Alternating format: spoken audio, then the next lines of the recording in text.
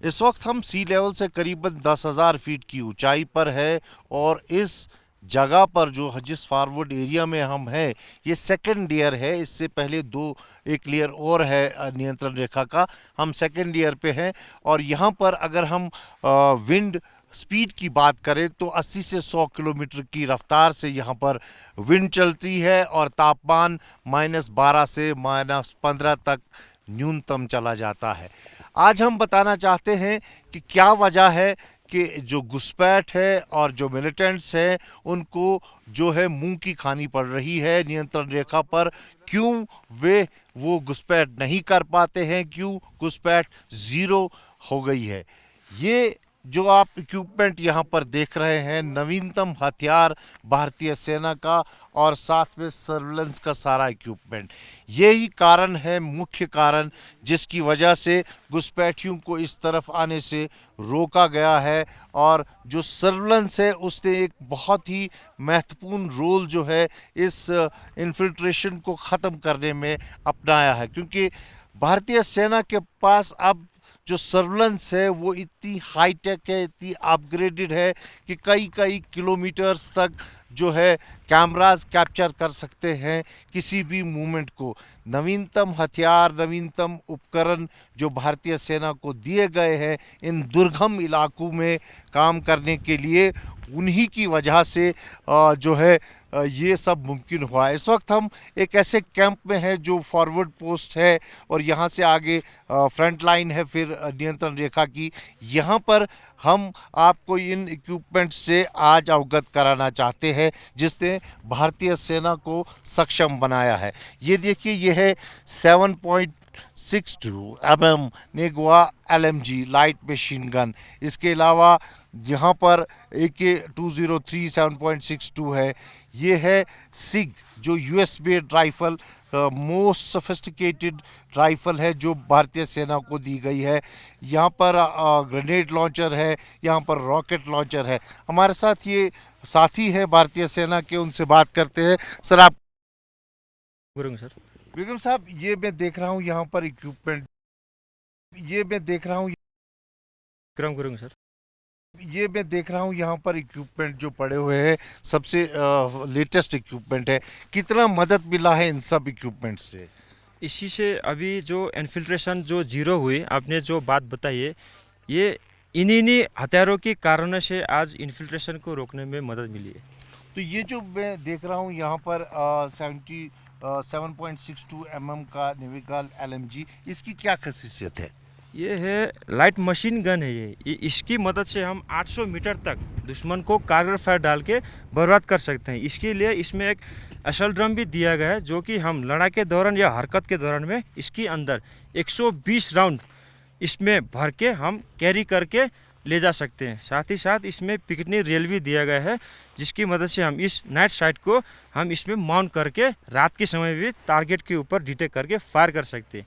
और ये हथियार 1 मिनट के अंदर 600 से 800 राउंड लगातार फायर कर सकता है।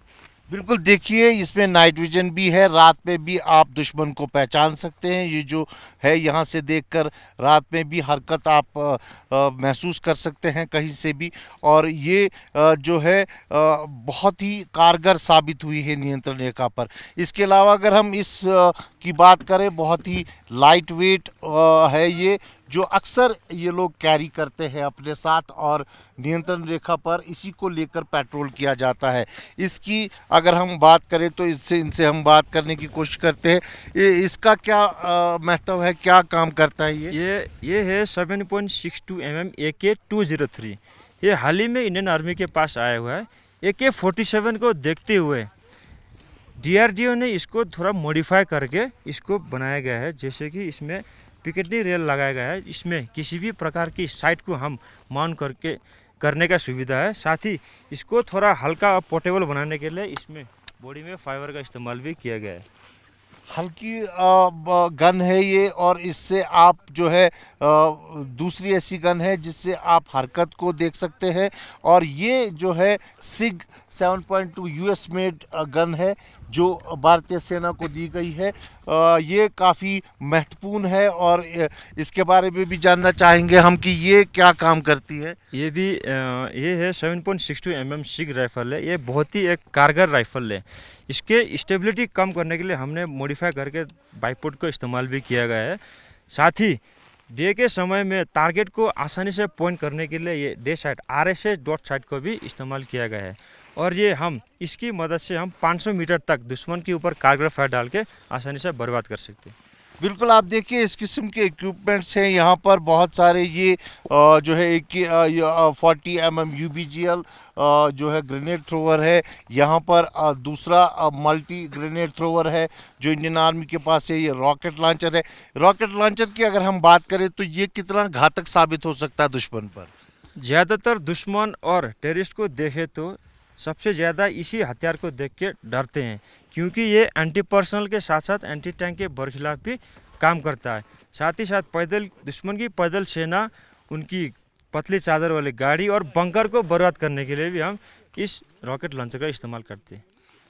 ये वो वेपनरी है जिससे भारतीय सेना ने जो इन्फिल्ट्रेशन है उसको बिल्कुल ज़ीरो कर दिया है। और इस इलाके की अगर हम बात करें तो एक वक्त में ये मशहूर इलाका था। यहाँ से अक्सर इन्फिल्ट्रेशन की कोशिश की जाती थी, लेकिन आज यहाँ पर कई सालों से एक भी इन्फिल्ट्रेटर घुस नहीं पाया है, और वजह ये है कि ये सारे हथियार। अब हम आते हैं दूसरे सेगमेंट पे जो कम्युनिकेशन है या फिर जो अपग्रेडेशन सर्वेलेंस में हुई है।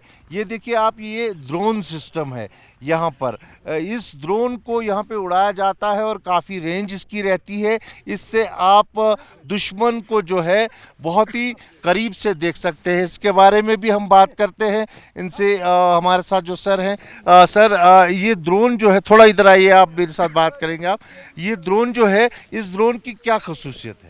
ये इसका खासियत तो ये है कि ये बड़ा है, जिसकी वजह से इसकी रेंज ज़्यादा है। जैसे कि हम अपनी लोकेशन से इससे 5 किलोमीटर दूर दुश्मन के एरिया के अंदर ले जाके इसके सर्वेलेंस कर सकते हैं। साथ ही साथ इसको हम 500 मीटर एल्टीट्यूड तक पर भी इसमें इस्तेमाल करके सर्वेलेंस करने का इस्तेमाल करते हैं। 5 किलोमीटर अंदर जाकर दुश्मन को आप देख सकते हैं कि दुश्मन की हरकत क्या है, दुश्मन क्या कर रहा है। इस ड्रोन की खासियत है। और यहाँ पर आगे अगर हम आए तो यहाँ पर ये विजन्स हैं जिनसे ये मूवमेंट जो है इन जंगलों में जो देखी जाती है कि रात में भी और दिन में भी LRTIC थर्मल इमेजिंग जो है, लॉन्ग रेंज थर्मल इमेजिंग का ये है। लॉन्ग रेंज से जो थर्मल इमेजिंग इन्फिल्ट्रेशन जो घुसपैठ करते हैं उनकी जो थर्मल इमेज है वो है, और मल्टी थर्मल इमेजिंग जो है वो इससे देखी जाती है। तो ये जो थर्मल इमेजिंग है, इस थर्मल इमेजिंग की अगर हम बात करें तो इससे क्या फ़ायदा होता है? इसका ये फ़ायदा है कि इसको हम रात के साथ साथ दिन में भी सर्वेलेंस करने के लिए इस्तेमाल कर सकते हैं। साथ ही साथ इसमें ये सुविधा दिया गया है कि इससे हम किसी भी टारगेट डिटेक्ट होने के बाद उसको हम उस टारगेट की रेंज इसी में पता लगा सकते हैं, ताकि रेंज पता लगने के बाद उसी को हथियार में उसी रेंज लगाकर डायरेक्ट उस दुश्मन को बर्बाद करने के लिए हम इसका फ़ायदा ये है। और दूसरा ये है कि ये ट्राइपॉड होने के कारण इसको हम रात के समय में बंकर के ऊपर साइड करके हम अपने बंकर के अंदर ही मौजूद होकर इसके डिस्प्ले में हम सर्वेलेंस करके आसानी से उनकी निगरानी रख सकते हैं। तो आपसे भी ये जानना चाहूँगा, ये जब सारा इक्विपमेंट है या फिर ये जो सर्वेलेंस का इक्विपमेंट है, इससे कितना मदद मिला है भारतीय सेना को दुश्मन को, घुसपैठी को नेस्तनाबूद करने में? देखिए, रात के समय में क्या होता है, हमारे पास सर्वेलेंस के लिए हमें खुली आंखों से दिखाई देना मुश्किल होता है। तो इन्हीं चीज़ों के कारण से हम दुश्मन की तरफ निगरानी रख के सर्वेलेंस करते हैं, ताकि कोई भी इन्फिल्ट्रेशन करने वाले दुश्मन हो या टेररिस्ट हो, उनके हम बरखिलाफ आसानी से डिटेक्ट करके उसको बर्बाद करके इसको इस्तेमाल करते हैं। बिल्कुल, देखिए ये तो रही सर्वेलेंस और इक्विपमेंट की बात, लेकिन ये जो भारतीय सेना के ऑफिसर मेरे साथ हैं, इनके जो आप देख सकते हैं, इनकी जो ड्रेस है ये पूरी कैमोफ्लेज है स्नो की, और ये जो है हीट इसमें इतनी ज़्यादा है कि आप -15 तक जो है आराम से 2 लेयर में इसको इस्तेमाल कर सकते हैं। अगर -15 से ज़्यादा तापमान नीचे चला जाता है तापमान, तो इसका जो थर्ड लेयर है ग्रीन जैकेट इसके ऊपर लगाया जाता है। 3 लेयर का ये सूट है। और शूज़ देखिए आप, इनके पास जो शूज़ हैं वो बिल्कुल ऐसे बनाए गए हैं जो इस इलाके में कारगर साबित हो। तो कहीं ना कहीं एक तरफ से इनको जो है ड्रेस्ड भी फुल किया गया है कि इस जैसे इलाके में, जिस इलाके में 80 से 100 किलोमीटर की स्पीड से विंड चलती हो, जहां बर्फ़बारी करीबन 5 से 10 फीट की होती हो, जहां तापमान 0 से 15 डिग्री नीचे चला जाता हो, उस इलाके में जो है इन सब इक्विपमेंट्स को इस्तेमाल करने के लिए एक तो इन जो जांबाजों को जो है कहीं ना कहीं सक्षम बनाया गया है। उनको ऐसे कपड़े, जूते दिए गए हैं जो उनको वार्म रख सकते हैं। और दूसरा जो सोफिस्टिकेटेड वेपनरी है और साथ साथ जो नवीनतम ये सर्विलेंस के उपकरण है, इसने भारतीय सेना को सक्षम बनाया है। और यही वजह है कि आज ज़ीरो इन्फिल्ट्रेशन जो है यहाँ एलसी से देखने को मिल रही है। कैमरा पर्सन इरफान मंजूर के साथ खालिद हुसैन, जी मीडिया, लाइन ऑफ कंट्रोल।